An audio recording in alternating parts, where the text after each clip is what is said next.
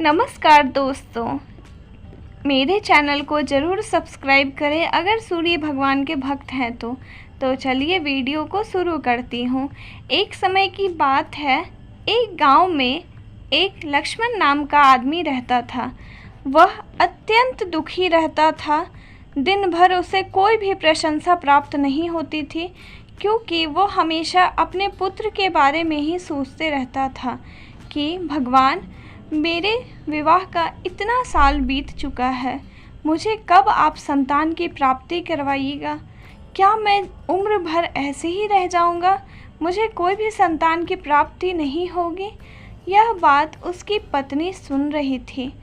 उसकी पत्नी को भी काफ़ी दुखी मन से रहती थी। वो दिन भर ना कुछ भी बोलती, ना किसी से बात करती। अब तो गांव वाले भी ताने मारने लगे थे कि अरे, इनके विवाह का तो इतना साल बीत चुका है, ना तो इन्हें पुत्र होते हैं और ना ही इन्हें पुत्रियां होती हैं।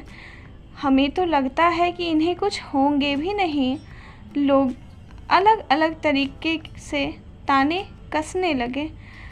वहीं पर पुत्र की प्राप्ति ना होने के कारण लक्ष्मी हमेशा भगवान को कोसती रहती है, भगवान, मैंने आपका क्या बिगाड़ा है जो आप मुझे कभी भी एक भी पुत्र या पुत्री की प्राप्ति नहीं करवाएं?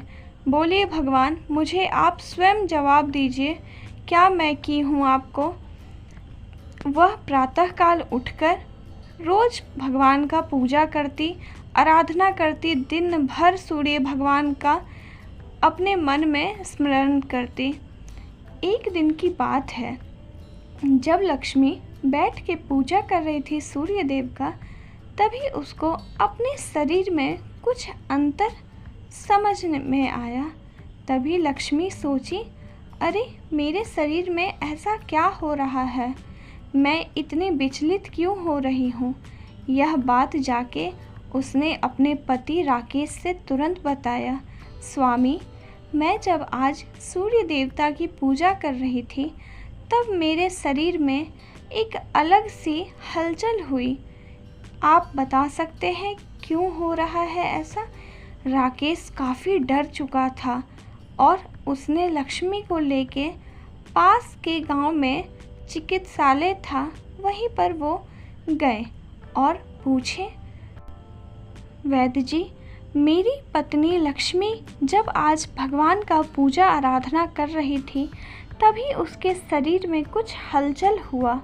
आप कृपया एक बार जांच करके बताएं कि मेरी पत्नी को क्या हो गया है, वह स्वस्थ है या नहीं।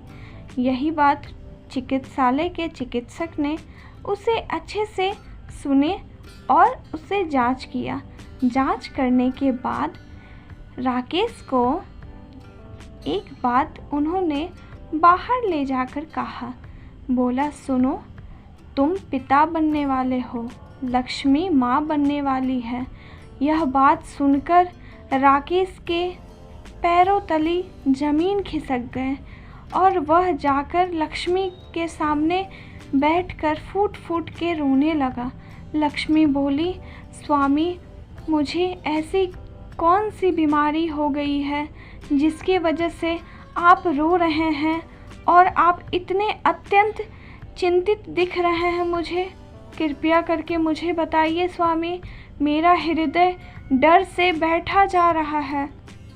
राकेश रोते कलपते हुए कहा, लक्ष्मी, तुम माँ बनने वाली हो, मैं पिता बनने वाला हूँ, हमें पुत्र या पुत्री की प्राप्ति होने वाली है।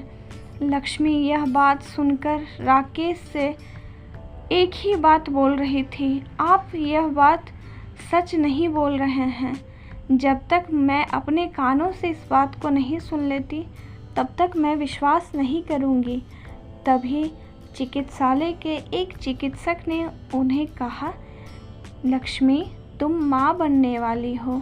गर्भ में बच्चे होने के कारण तुम अत्यंत प्रसन्न हो चुकी थी अंदर से ही, लेकिन तुम्हें इस बात की जानकारी नहीं थी। इस वजह से तुम्हारे शरीर में कुछ अलग अलग तरीक़ों के हलचल हो रहे थे। तभी लक्ष्मी सोची, कि हे सूर्य देवता, आपका ये कौन सा चमत्कार है। मैंने आपको कुछ महीने पहले ही बोला और आपने मुझे आज इतना प्रसन्न कर दिया।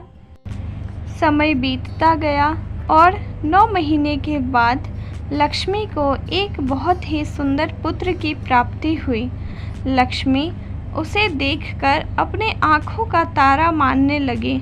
लक्ष्मी हमेशा खुश रहने लगी और उसके साथ राकेश भी काफ़ी प्रसन्न हो चुका था और वो दोनों हर रविवार को पूजन विधि के साथ करते थे और अपने पुत्र के हाथों सूर्य देवता को जल चढ़वाते थे।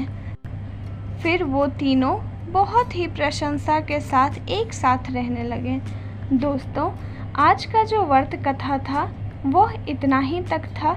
अब मैं आपको बताती हूँ सूर्य देवता का व्रत करने से क्या क्या आपको लाभें प्राप्त होती हैं।